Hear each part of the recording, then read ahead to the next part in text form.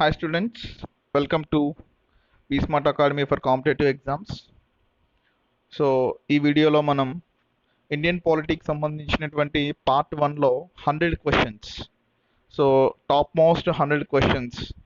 So ఇందులో మనం discuss చేయడం జరుగుతుంది. సో ఇందులో ఒక 50 క్వశ్చన్స్ సో వేరియస్ కాంపిటేటివ్ ఎగ్జామ్స్లో అడగడం జరిగిన క్వశ్చన్స్ని మనం తీసుకున్నాము. ఒక 50 క్వశ్చన్స్ సో ఓన్గా ప్రిపేర్ చేయడం కూడా జరిగింది. ఈ పార్ట్ 1 ఈ వీడియోలో వచ్చేసి అరౌండ్ 75 క్వశ్చన్స్ ఉంటాయి.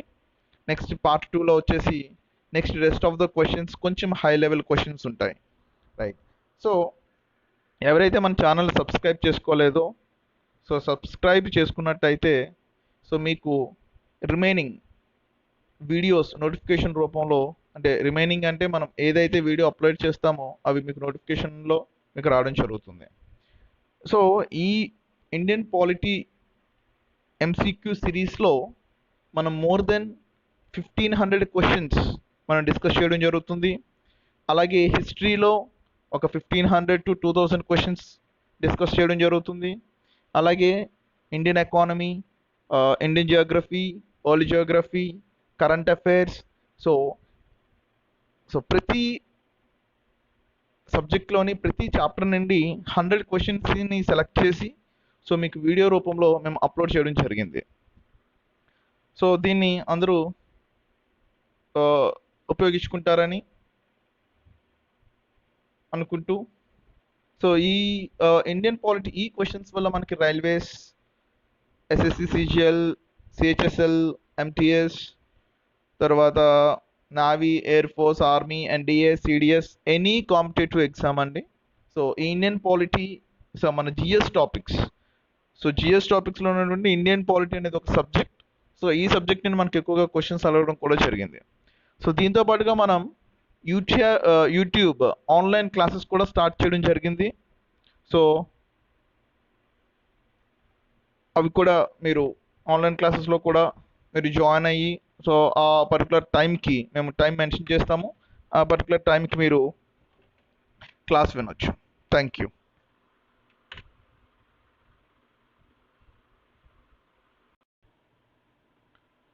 Hi students, so welcome to Smart Academy for Competitive Exams.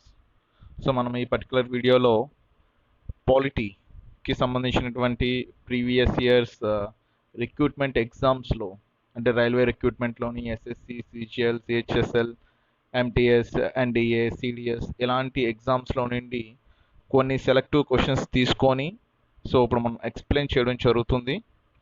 So అంటే దీనివల్ల మనకి ఆల్రెడీ ఒక ఎగ్జామ్లో ఒక కాంపిటేటివ్ ఎగ్జామ్లో ఏ విధంగా క్వశ్చన్స్ అడుగుతారు సో మనం మన ప్రిపరేషన్ అంటే ఈ క్వశ్చన్ చూసుకొని ఓకే ఇంకా ఎలాంటి క్వశ్చన్స్ అడిగే ఛాన్సెస్ ఉంటాయి సో ఎలాంటి మ్యాటర్స్తో ఎలాంటి డిస్కషన్తో మనం ఈ వీడియో చేయడం జరిగింది.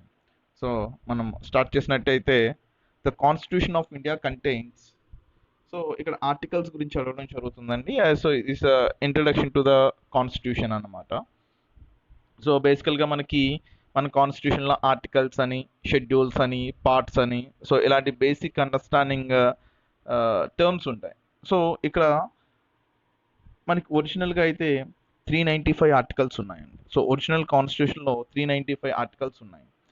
సో అంటే 1949 drafting committee chairman doctor BR Ambedkar so ఈ కాన్స్టిట్యూషన్ రాసేటప్పటికి అంటే 1949లో కాన్స్టిట్యూషన్ కంప్లీట్ అయ్యేటప్పటికి సో మనకి 395 articles and 22 parts and 8 schedules. So ఎప్పటికండి ఇది 1949. సో మనం ఒకవేళ 2020 చూసినట్టయితే యాజ్ ఆఫ్ నౌ ఇప్పుడు మన దగ్గర ఎన్ని ఆర్టికల్స్ ఉన్నాయంటే 464 articles, 25 parts and 12 schedules. So మనం పార్ట్స్, షెడ్యూల్స్ గురించి ఆల్రెడీ మన వీడియోలో ఎక్స్ప్లెయిన్ చేయడం జరిగింది. మన వీడియోస్ చూస్తే మీకు ఇవి క్లియర్గా అర్థమవుతాయి. సో దీని ఆన్సర్ వచ్చేసి 395 articles. The term greater India denotes so greater India so ఇక్కడ గ్రేటర్ ఇండియా అంటే దీని మెయిన్ థింగ్ ఏంటి అంటే మనం హిస్టరీకి వెళ్ళి కానీ కన్సిడర్ చేసినట్టయితే greater India denotes cultural unity.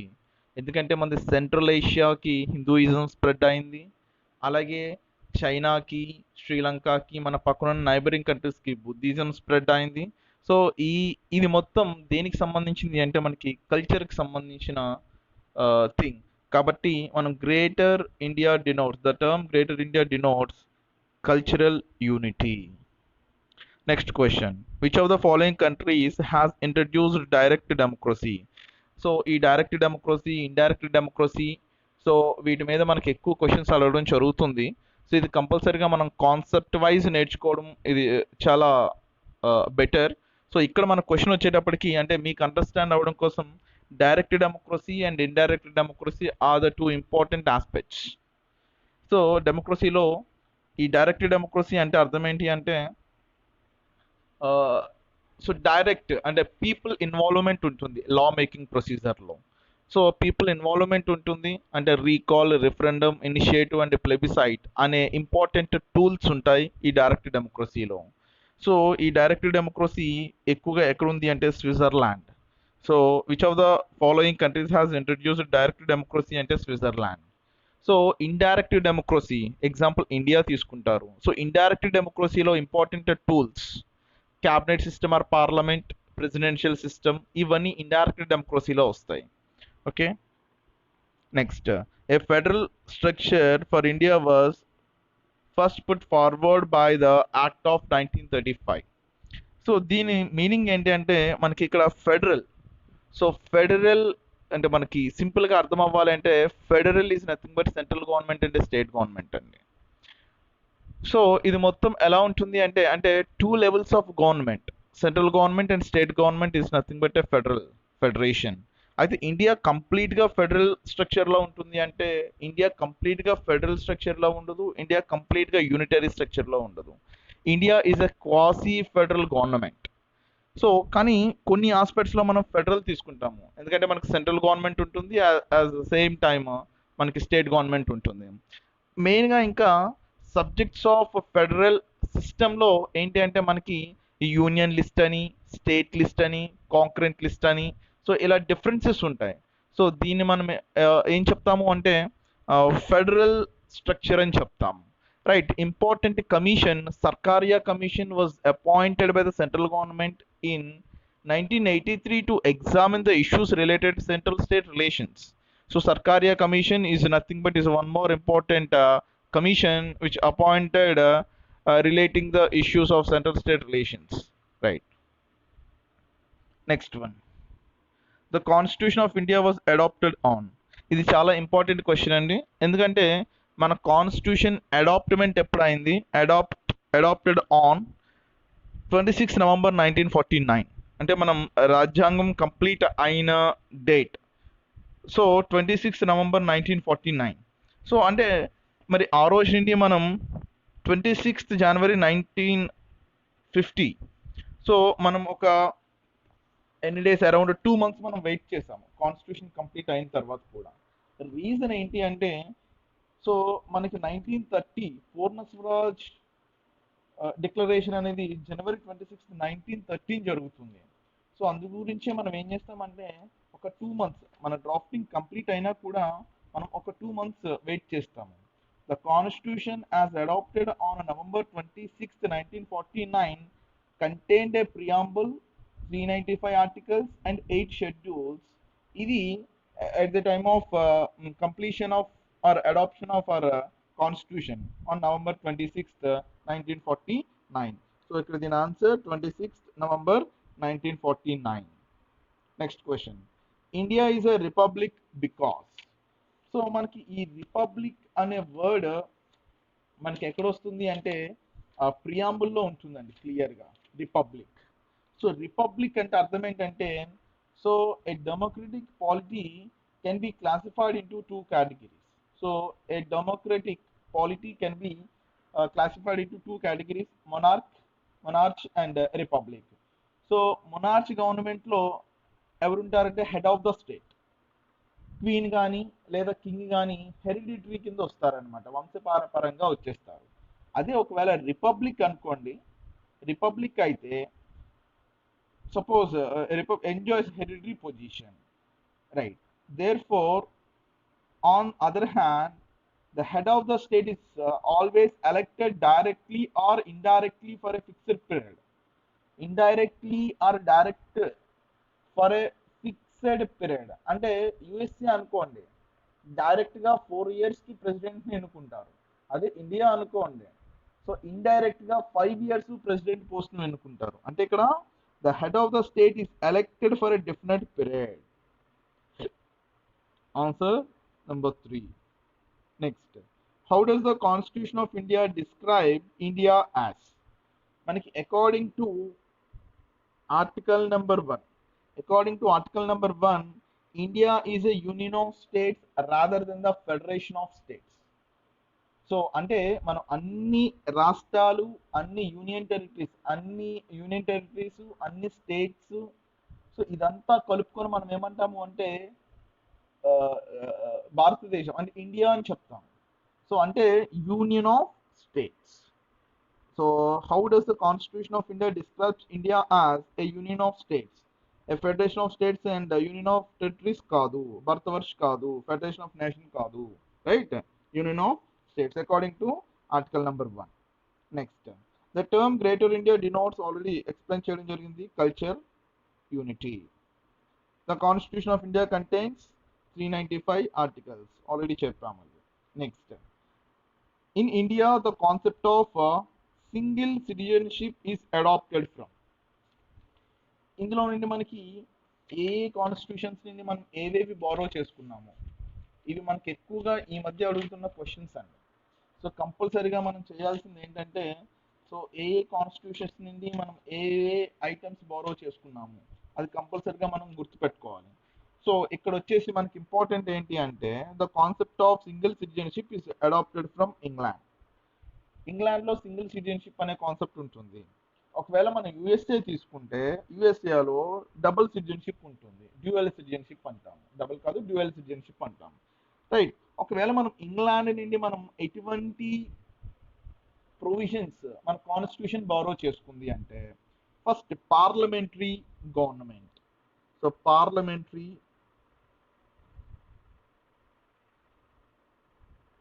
Parliamentary government. Second ఇది రూల్ ఆఫ్ లా, ఇది చాలా ఇంపార్టెంట్ అండి, రూల్ ఆఫ్ లా. సెకండ్ ఇది రూల్ ఆఫ్ లా. సో మనకి equality before law and equal protection of laws అని రెండు ఉంటాయి. So equality before law and equal protection of laws, ఈ రెండు మనకి రూల్ ఆఫ్ లా కిందకు వస్తాయి. అంటే ఈక్వాలిటీ బిఫోర్ లా ఇక్కడ మనం ఎలా గుర్తుపెట్టుకుంటాం అంటే, ఈక్వాలిటీ బిఫోర్ లా, ఇక్కడ బి ఉంది కదండి, అంటే ఇది ఏమవుతుంది, బ్రిటన్, ఇంగ్లాండ్ అవుతుంది. ఈక్వాలిటీ బిఫోర్ లా మనం ఆ ప్రొవిజన్ ఎక్కడి నుండి తీసుకున్నాము, బ్రిటన్ నుండి తీసుకున్నాము. Equal protection of laws, equal protection of laws ఎక్కడి నుండి తీసుకున్నాము, యుఎస్ఏ నుండి తీసుకున్నాము. ఇంపార్టెంట్ ఇది. రూల్ ఆఫ్ లా ఎక్కడి నుండి తీసుకున్నాము, ఇంగ్లాండ్ నుండి తీసుకున్నాము. ఎక్కువగా మనకు కన్ఫ్యూజ్ అయ్యి అడిగే క్వశ్చన్స్ అండి ఇవి. సో జాగ్రత్తగా గుర్తుపెట్టుకోవాలి. బ్రిటిష్ నుండి మన parliamentary system, rule of law, legislative procedures, తర్వాత single citizenship, cabinet system. So ఇవన్నీ మనం తీసుకున్నాం. అన్నిటికన్నా most important bicameralism, BICAMERALISM, bicameralism అంటే అప్పర్ హౌస్ లోయర్ హౌస్ అని ఉంటుంది కదండి, ఆ కాన్సెప్ట్ కూడా మనం బ్రిటిష్ నుండి తీసుకున్నాము. ఒకవేళ యుఎస్ఏ నుండి తీసుకున్నాం ఏంటంటే అంటే fundamental rights, independence of judiciary, judicial review, impeachment of the president, removal of the Supreme Court and High Court judges, and the post of vice president. ఇక్కడ మనం యుఎస్ఏ నుండి వచ్చినవి చాలా ఈజీగా గుర్తుపెట్టుకోవచ్చు అండి. ఫస్ట్ ఇది ఏమన్నా మనం ఫండమెంటల్ రైట్స్, ఇది మనకు తెలుసు. సెకండ్ది ఏంటంటే అన్ని కూడా రిమూవింగ్ ప్రాసెస్లు ఎక్కువ దీనినే తీసుకుంటాము.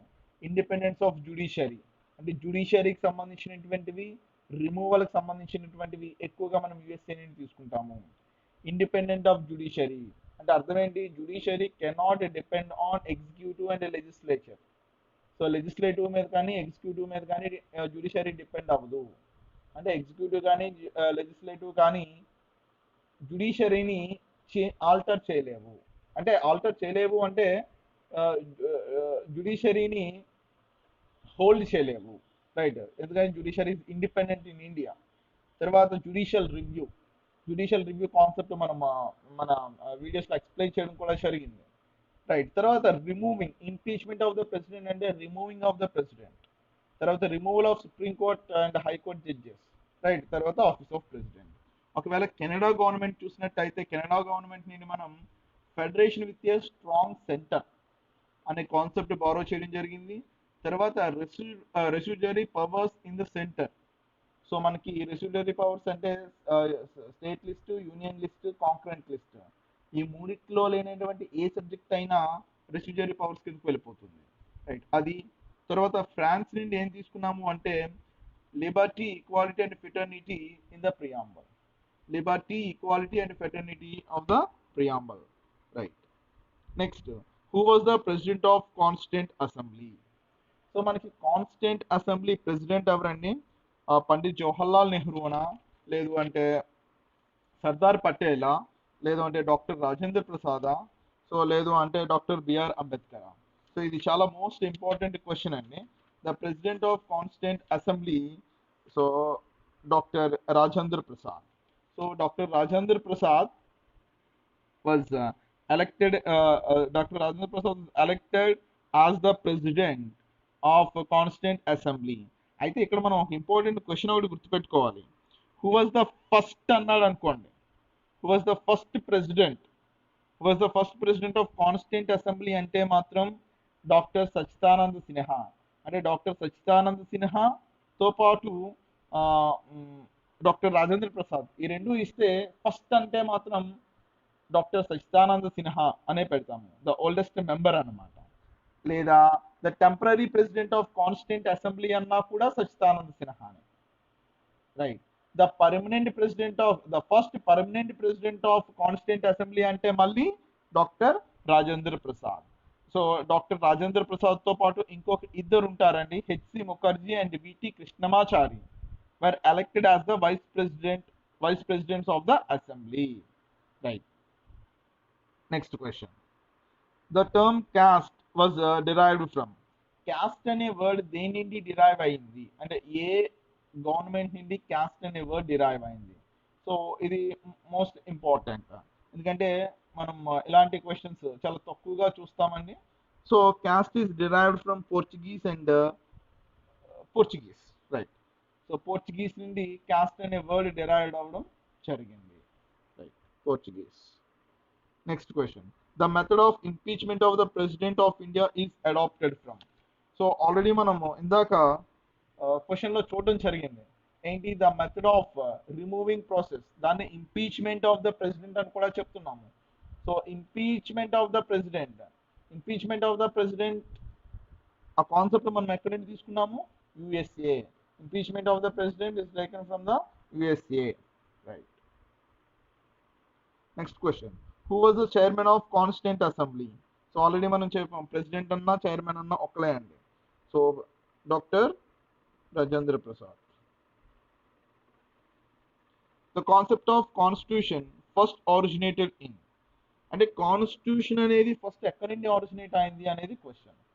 సో ఈ కాన్స్టిట్యూషన్ అనేది ఫస్ట్ ఆరిజినేట్ అయింది బ్రిటన్ నుండి ఆరిజినేట్ అయింది. The provincial president of the constituent assembly was. ఇది ఇంపార్టెంట్. ఇక్కడ ఏమన్నాడు? ప్రొవిన్షియల్ ప్రెసిడెంట్ అన్నాడు. So the provincial president of the constituent assembly is nothing but Sachchidananda Sinha.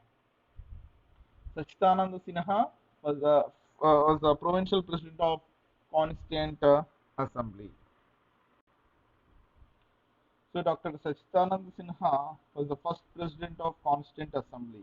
Later, Dr. Rajendra Prasad was elected president of the Constituent Assembly, while B.R. Ambedkar was appointed the chairman of drafting committee.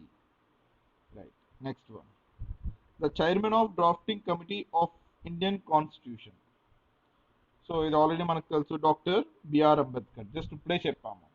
So ఎప్పుడు ఈ committee meeting start చేస్తుంది అంటే 14th August 1947 రోజు ఏం జరుగుతుంది అంటే, on 14th August 1947 meeting of the assembly, A proposal for farming various committees was presented. Such committees include the Committee of Fundamental Rights, the Union Powers Committee and Union Constitution Committee. So ఈ drafting committee ఎప్పుడు constitute అవుతుంది అంటే 29th August 1947. So 29th August 1947, the drafting committee was appointed with 6 members అండి. So ఇది చాలా important. So ఎక్కువ సార్లు ఈ 6 members గురించి అడుగుతున్నారు. సో ఆ 6 members ఎవరెవరు అంటే, so 6 members plus 1 chairman doctor BR Ambedkar and next Alladi Krishnaswami Ayyar, second person, third person N Gopalaswami Ayyangar, doctor KM Munshi, doctor Syed Mohammed Saadulla, and the next person N. Madhavrao. So N. Madhavrao, he replaced B.L. Mittal, who resigned due to his ill health. Health బాగోకపోవడం వల్ల మాధవరావు అనే ఆయన ప్లేస్లో ఎవరు వస్తారండి? BL Mitter. Last person TT Krishnamachari. So TT Krishnamachari మధ్యలో చనిపోతారు. So 1948లో చనిపోతారు. అప్పుడు ఎవరు వస్తారంటే ఆయన ప్లేస్కి DP Khaitan. So DP Khaitan important అండి. ఇది డ్రాఫ్టింగ్ కమిటీ మీద క్వశ్చన్స్ ఎక్కువగా అడగడం జరుగుతుంది. Next, who was the chairman of constituent assembly of India? So ఇది ఆల్రెడీ మనకు తెలుసు. Who was the chairman of constituent assembly of India? So ఎవరండి? Doctor BR Ambedkar, Rajendra Prasad, BN Rau, లేదు జవహర్లాల్ నెహ్రూ. సో రాజేంద్ర ప్రసాద్ ఆల్రెడీ మనం చాలాసార్లు డిస్కస్ చేయడం కూడా జరిగింది. So doctor Rajendra Prasad. Next question, persons may change but rules should not change is the principle of. ఇది important. Persons may change but rules cannot change. సింపుల్గా దీన్ని మనం అర్థం చేసుకునేది ఏంటి అంటే, గవర్నమెంట్స్ చేంజ్ అవుతూ ఉంటాయి, రైట్? కానీ కాన్స్టిట్యూషన్లో ఉన్నటువంటి ఆర్టికల్స్ అంటే అవి చెప్పే లాస్ కానీ అవి చెప్పే థియరీస్ కానీ ఇవేవి కూడా మారవు. అంటే రూల్స్ అనేవి మారవు. Suppose fundamental rights, BJP government ఉన్న fundamental rights same, Congress government ఉన్న fundamental rights same, a government ఉన్నా అదే ఫండమెంటల్ రైట్స్, అవే రూల్స్. బట్ పర్సన్స్ చేంజ్ అవుతారు. అంటే constitutional government is defined by the existence of a constitution which may be a legal instrument, merely a set of fixed norms or principles generally accepted as the fundamental law of the polity. That's it. అంటే ఈ persons అనే వాళ్ళు change అవుతూ ఉండొచ్చు, కానీ rules అనేవి ఎప్పటికీ ఒకలాగే ఉంటాయి. సో ఇది దేనికి సంబంధించింది అంటే కాన్స్టిట్యూషనల్ గవర్నమెంట్కి సంబంధించిన మెకానిజం. కాన్స్టిట్యూషనల్ మెకానిజంలో ఇది ఉంటుంది. So India is a democratic constitutional government. Next, the Constitutional Assembly of India was set up under the, so important question, Simon Commission proposals, Cripps proposals, Mountbatten Plan, Cabinet Mission Plan. So ఇది cabinet mission plan కిందకి వస్తుందండి. ఈ cabinet mission plan గురించి already మనం video చేయడం జరిగింది, మన సిలబస్లో పెట్టడం జరిగింది. సో అందులో మీకు క్లియర్గా ఈ Simon commission, so Simon commission 1929 1927. So ఈ 1927లో ఏం జరుగుతుంది సైమన్ కమిషన్, సో అది ఇండియాకి ఎప్పుడు వస్తుంది సైమన్ కమిషన్, సో వాటన్నిటి గురించి కూడా మనం ఆల్రెడీ వీడియోస్ చేయడం జరిగిందనమాట. ఎందుకంటే సైమన్ కమిషన్ చాలా ఇంపార్టెంట్ ఆస్పెక్ట్. సో అప్పుడు మనం చెప్తాము. సో 1927లో సైమన్ కమిషన్ కాన్స్టిట్యూట్ చేస్తారు, before 2 years of the schedule. So అది రిపోర్ట్ 1930లో రిపోర్ట్ సబ్మిట్ చేస్తుంది, రైట్? సో ఈ విధంగా క్రిప్స్ ప్రపోజల్స్ అని, మౌంట్ బ్యాటన్ ప్లాన్. సో ఈ constituent assembly of India was setup under the cabinet machine. Next, the two basic principles of the liberal theory of democracy as emphasized by John Locke. సో ఈయన John Locke అనే person ఏం చెప్తాడు అంటే, ఎక్కువగా ఈయన మాట్లాడింది ఫండమెంటల్ లిబరల్ ఐడియాస్ గురించి. According to John Locke, so universal adult franchise and the right to property are the two important mechanisms in case of liberal theory అని చెప్తాడనమాట. So right, so adult franchise అంటే మనకు already తెలుసు. Universal అంటే అర్థం ఏంటి, అందరికీ ఒకేలాగా. అడల్ట్ అంటే అర్థం ఏంటి, ఎవరికైతే ఇండియాలో ఓటింగ్ రైట్ 18 years కాబట్టి ఎవరైతే 18 years దాటారో ఓట్ వేయడానికి వాళ్ళందరినీ అడల్ట్ అంటాము. ఫ్రాంచైజ్ అంటే అర్థం ఏంటి, ఫ్రాంచైజ్ అంటే ఒక mechanism. Election is one type of franchise.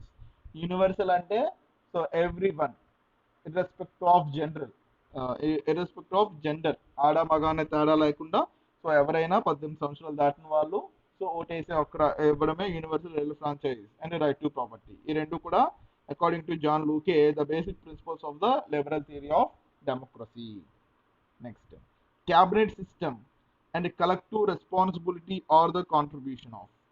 ఇక్కడ మనము ఈ క్యాబినెట్ సిస్టమ్ గురించి లేదా పార్లమెంటరీ సిస్టమ్ అంటాం దాన్నే, ఈ కలెక్టివ్ రెస్పాన్సిబిలిటీ గురించి సో ఎక్కువగా ఎక్కడి నుండి మనం తీసుకున్నామంటే బ్రిటన్ దగ్గర నుండి మనం తీసుకుంటాం.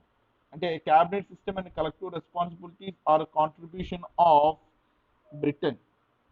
అంటే cabinet system and its collective responsibility is constitutional convention in governments using the Westminster system that the members of cabinet must publicly support all government decisions made in cabinet. దీని గురించి ఆల్రెడీ మనం prime minister, council of మినిస్టర్స్లో మనం క్లియర్గా దీని గురించి explain చేయడం జరుగుతుంది. ఆ వీడియో ఆల్రెడీ నేను అప్లోడ్ చేయడం కూడా జరిగింది. మీరు అది చూస్తే మీకు ఈ క్యాబినెట్ సిస్టమ్, ఈ president powers, prime minister powers, cabinet powers, article number 74 most important, ఈ collective responsibilities of a ministers, collective responsibilities of a elective members అంటే ఎంపీస్ అయితే MPs, member of parliament. So ఇవన్నీ మనకు అక్కడ వస్తాయి అనమాట, కౌన్సిల్లోకి వస్తుంది collective responsibility of a council. Right. Next, direct democracy is a system of government in which. So direct డెమోక్రసీలో ఏమవుతుందంటే మనకి people directly elect their representatives. So direct డెమోక్రసీలో ఉన్న మెయిన్ అడ్వాంటేజ్ ఏంటి అంటే ఉన్న అడ్వాంటేజ్ ఏంటంటే people take part directly in the policy making and administration of the country. So third one అండి. సో డైరెక్ట్ డెమోక్రసీ ఇప్పుడు స్విట్జర్లాండ్లో ఏమవుతుంది అంటే, సపోజ్ స్విట్జర్లాండ్ ఇది డైరెక్ట్ డెమోక్రసీ అని చెప్పాము అంటే డైరెక్ట్గా ఈ గవర్నమెంట్ ఏదైతే పాలసీస్ చేస్తుందో దాని మీద ఓపెన్గా the policy making administration of the country దాని మీద డైరెక్ట్గా వీళ్ళు రెఫరెండం అని లేదా ప్లెబిసైట్ అని లేదా రీకాల్ అని అలాంటి డైరెక్ట్ టూల్స్తో ఇనిషియేట్ చేయొచ్చు. Right. Direct democracy is the system of government in which people take part directly in the policy making and administration of the country. In India legal sovereignty is vested with. ఇండియాలో legal sovereignty ఎవరి దగ్గర ఉంటుందండి, constitution. So ఇది important question కూడా, ఎందుకంటే legal sovereignty represents the lawyer's concept of sovereignty. Right. Next one. Who was the president of Constituent Assembly of India?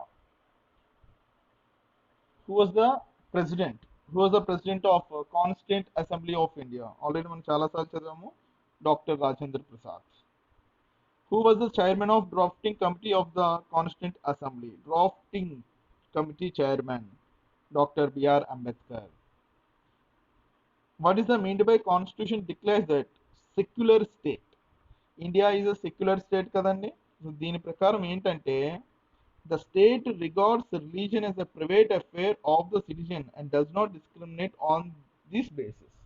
అంటే on the basis of religion. So people cannot discriminate అనే కి సంబంధించిన matter.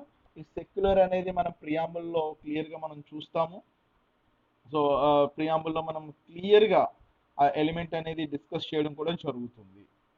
Right. Next one. January 26th selected as the day of inauguration of the constitution because ఇది already ఇందాక మీకు explain చేయడం జరిగింది. ఇది history concept. The Congress had observed it as the independence day in 1930. దీని పూర్ణ స్వరాజ్ డిక్లరేషన్ అని కూడా చెప్తాం. Right. The unitary system of government possesses which are the following advantages. Union అంటే ఒకటే కదండి, అంటే సెంటర్ అంటే స్ట్రాంగ్ స్టేట్గా ఉంటుంది అన్నమాట. ఏంటంటే the unitary system of government possesses strong state. A unitary government or a unitary system of governments or unitary state is a sovereign state ground a single entity. The central government is supreme and any administrative division exercise only powers that their central government choose their delegate. Right.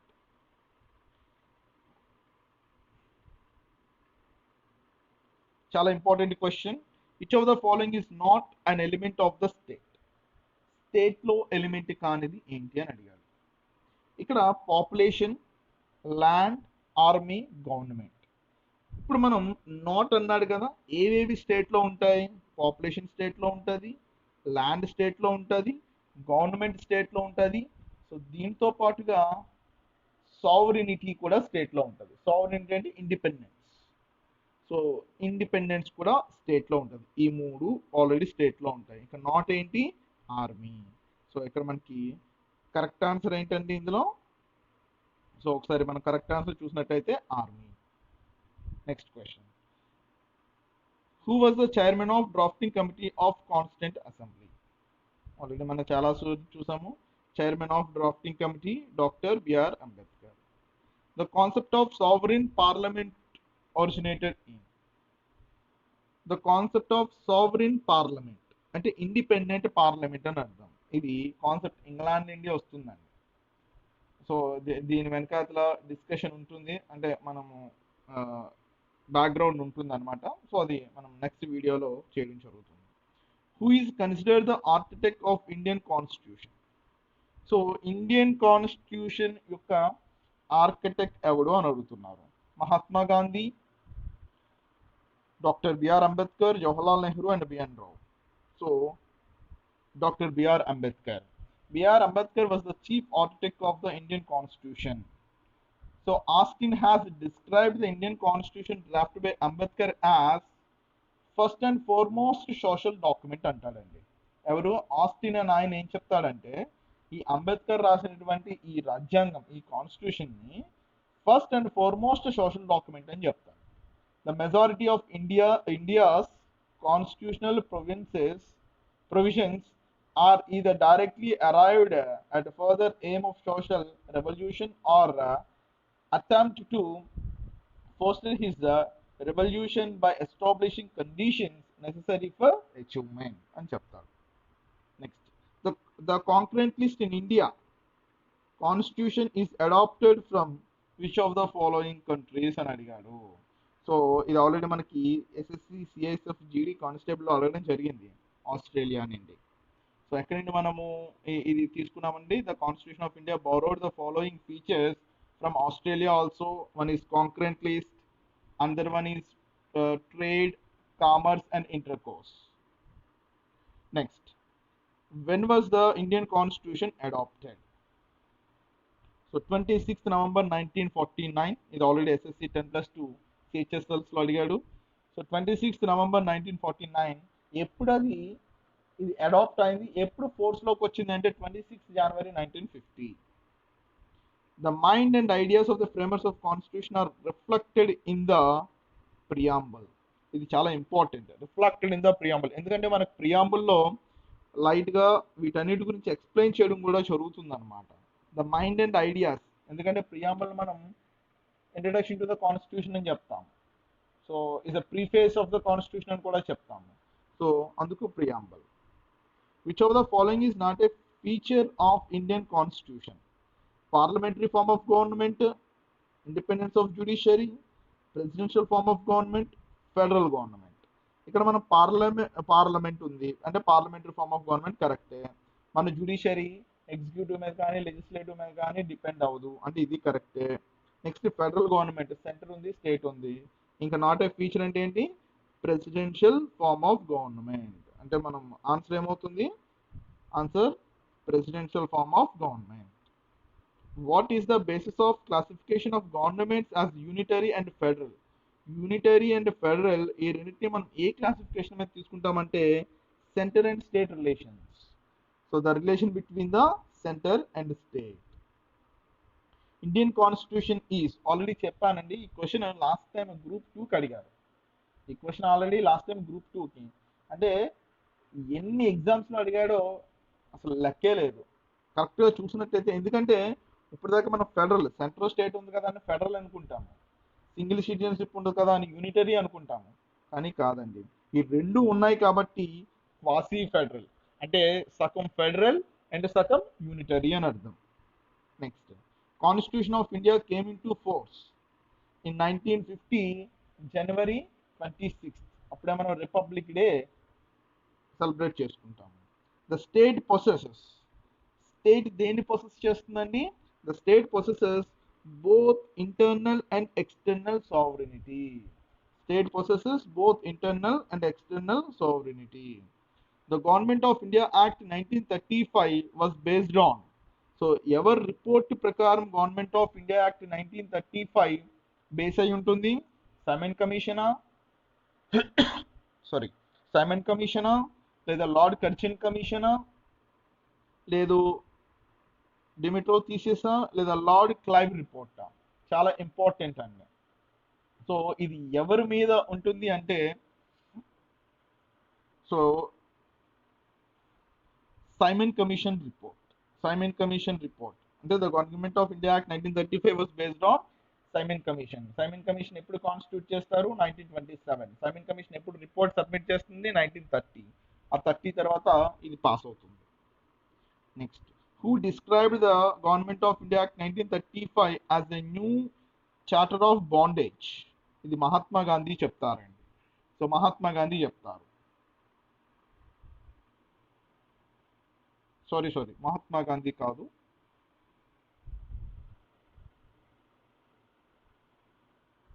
Pandit Jawaharlal Nehru. So ఈ concept Pandit Jawaharlal Nehru describe చేస్తారు. ఎక్కడ అంటే ఇది Faizpur session of Congress in December 1936 రోజు చెప్తాడనమాట. 1935 act as a new charter of bondage అని. ఎవరు? Pandit Jawaharlal Nehru. Who was the custodian of Indian constitution? మనకి ఇండియన్ కాన్స్టిట్యూషన్ కస్టోడియన్గా ఎవరు ఉంటారంటే సుప్రీం కోర్ట్. ఇక్కడ సుప్రీం కోర్ట్ ఇవ్వలేదు కాబట్టి the chief justice of India. Chief justice of India is the custodian of Indian constitution. Which of the following is essential element of the state? So essential element of the state ఒకసారి మనం చూసినట్టయితే, state has 4 essential elements. Already మనం చూసాం. ఏంటేంటి అది? Population, territory, government and sovereignty. So ఇక్కడ sovereignty ఉంది, government ఉంది, టెరిటరీ ఉంది. So all of these. Which is the most important system in democracy? So డెమోక్రసీలో మోస్ట్ ఇంపార్టెంట్ సిస్టమ్ సో ఏంటి? ఇంపార్టెంట్ ఇది కూడా. సో మన సిస్టమ్కి వచ్చేటప్పటికి most important political democracy. Which is the most important system in democracy is the political. Democracy is the form of government in which all eligible citizens have an equal say in the decisions that affect their lives. Right? డెమోక్రసీలో ఇప్పుడు మనం ఎలక్షన్స్లో ఏం చేస్తామంటే, ఎవరిని ఎన్నుకోవాలి, ఆ పొలిటీషియన్స్ని ఎవరిని ఎన్నుకోవాలి అనేది మన మీద ఆధారపడి ఉంటుంది. So political.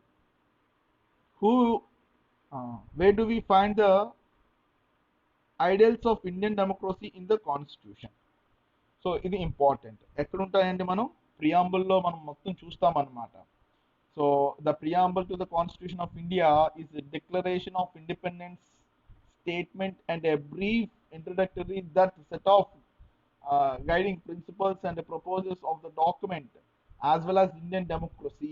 దాని గురించి మొత్తం ఇండియన్ డెమోక్రసీ ఎలాగా ఏంటి అనేది మొత్తం చెప్తుంది. సోషలిస్ట్, ఇది లిబర్టీ, ఈక్వాలిటీ, ఫెటర్నిటీ, వీటన్నిటి గురించి మనము ఇవి ప్రియాంబుల్లో డిస్కస్ చేస్తాము.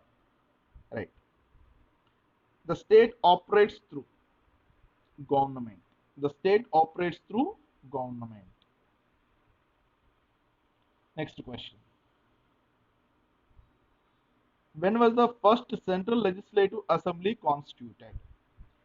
సో ఫస్ట్ అన్నాడండి, first legislative assembly constituted in the year 1920 by act of 1919. So 1919 act ద్వారాగా 1920లో first central legislative assembly constitute చేశారు. According to article number 1, the Constitution of India describes as Union of States rather than Federation of States. Okay, small correction అండి ఇది. Next the concept of rule of law. Already మీకు ఇది ఎలా గుర్తుపెట్టుకోవాలో కూడా చెప్పాను. Rule of law and equality before లా, ఈ రెండు కూడా మనం ఎక్కడి నుండి తీసుకున్నాము? బ్రిటన్ నుండి తీసుకున్నాము. Next the method of amending the constitution by popular veto is found in Switzerland. Concept of Switzerland అండి. Which of the following is the inalienable attribute of the parliamentary system of government? So ఇది fusion of executive and legislative. Grassroots democracy is related to. So grassroots democracy is related to all the above. So grassroots democracy is related to Panchayati Raj system, yes. Decentralization of powers, yes, and the division of powers between center, state, and panchayat, and devolution of powers, yes, all the above. The phrases equality before law used in article number 14 of Indian Constitution has been borrowed from.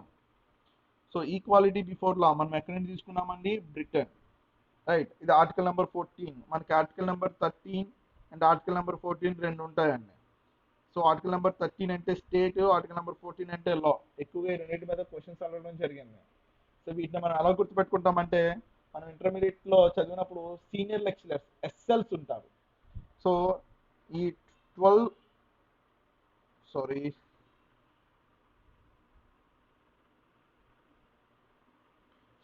14 కాదండి, article number 12 and article number 13.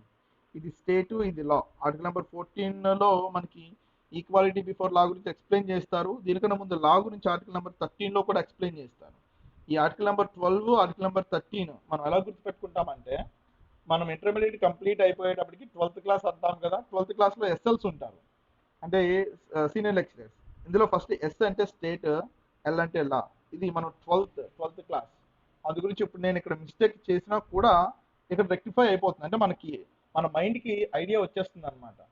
So ఇక్కడ నేను 13 state అన్నాను, 14th లా అన్నాను. ఇది కాదు అని నాకు ఎలా మైండ్కి వచ్చింది అంటే, దీని వెనకాల చిన్న ట్రిక్. నేను ఆల్రెడీ ఎలా గుర్తుపెట్టుకున్నాను? 12th క్లాస్లో నాకు సీనియర్ లెక్చరర్స్ ఉంటారు, అంటే ఆర్టికల్ నెంబర్ 12 అనేది స్టేట్, దాని తర్వాత ఎల్ అనేది ఆర్టికల్ నెంబర్ 13, అది లా అవుతుంది. అలా గుర్తుపెట్టుకున్నాను. అందుకే మీకు నేను సర్టెన్ ట్రిక్స్ చెప్తానండి. So unique tricks.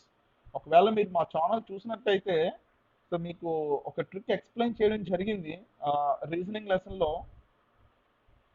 Mirror and water images. అది 1.5 hour చాప్టర్ అండి, 1.5 hour లెసన్. అది 1.5 hour యూనిట్. జస్ట్ నేను 5 minutesలో ఎటువంటి మెమొరైజ్ కానీ ఎటువంటి లెర్నింగ్ కానీ అవసరం లేదు. ఒక్కసారి వింటే 100కి 100%, 100కి 100% ఆ క్వశ్చన్ తప్పు అయితే మీరు పెట్టరు. ఎంత టఫ్ ఇవ్వనియండి, ఆ క్వశ్చన్ మీరు రైట్ పెడతారు. ఇలాంటి యునిక్ టెక్నిక్స్ మన ఛానల్లో డెవలప్ చేసి పెట్టడం జరుగుతుంది. సో ఎవరైతే మన ఛానల్ని సబ్స్క్రైబ్ చేసుకోలేదో వాళ్ళు సబ్స్క్రైబ్ చేసుకున్నట్టయితే ఇలాంటి అనేకమైన టెక్నిక్స్, ట్రిక్స్ మీకు నోటిఫికేషన్ రూపంలో మీకు వస్తుంది, రైట్. నెక్స్ట్ క్వశ్చన్ చూసినట్టయితే, democratic socialism aim set. So ఈ డెమోక్రటిక్ సోషలిజం దేని మీద ఏం చేస్తుందంటే, bringing about socialism through democratic means. Next question, which one of the following judgments stated that secularism and federalism are the basic features of the Indian Constitution? ఇవి cases గురించి కూడా మనం explain చేయడం జరుగుతుందండి. ఒక 25-30 కేసెస్ ఇవి. ఇక్కడ కేశవానంద భారతి కేసెస్ అంటే ప్రియాంబల్లో కేశవానంద భారతి కేసెస్ ఏం చెప్పారు, మినర్వా మిల్ కేసెస్ ఎలా వచ్చినాయి, ఇందిరాస్వామి కేసు ఎలా వచ్చింది, అంటే ఇది రిజర్వేషన్కి సంబంధించింది.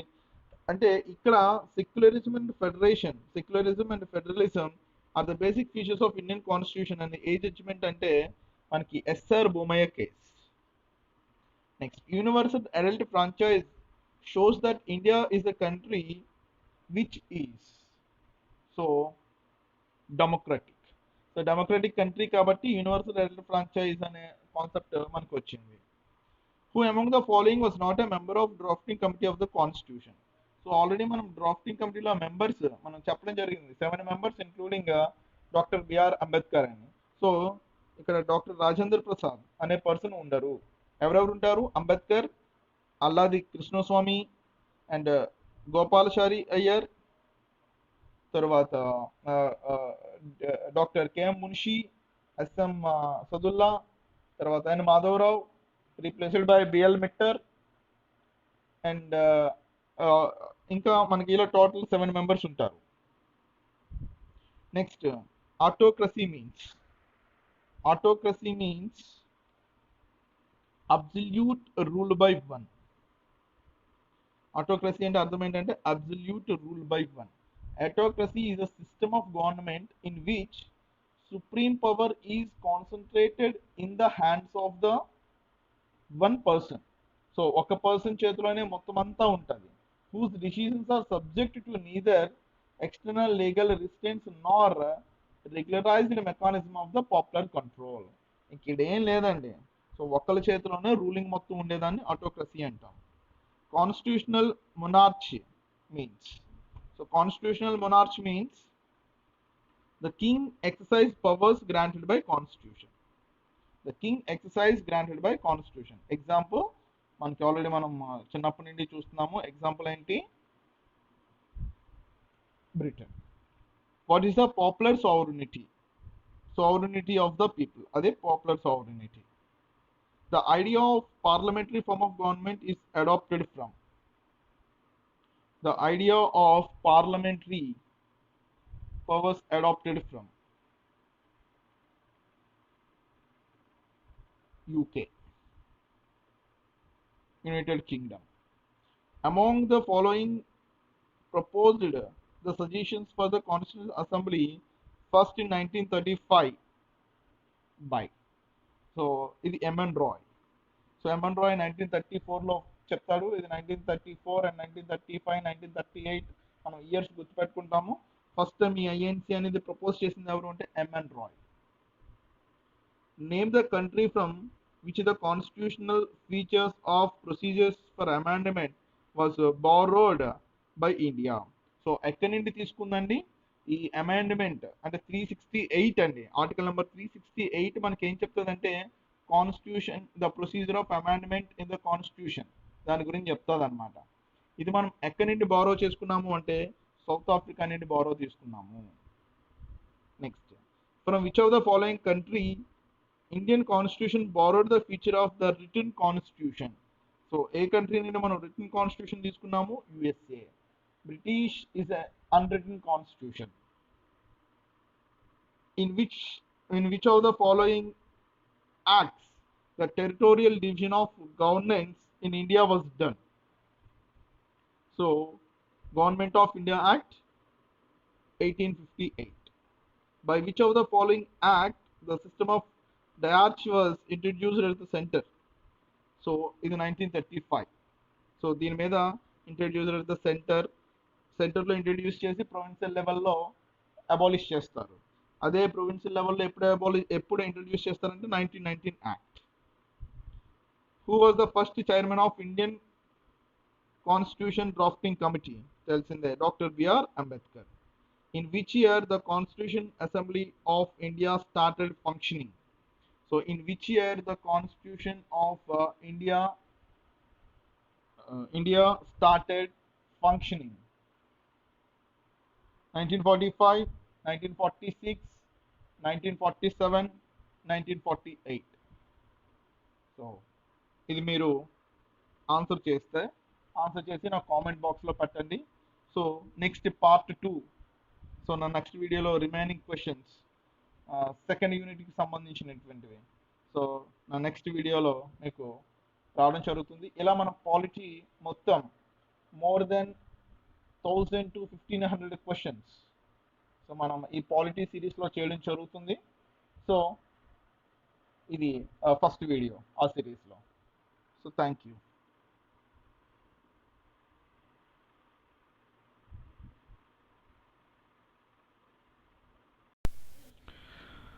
ఓకే స్టూడెంట్స్, సో మన అనాలిసిస్ కంప్లీట్ అయింది.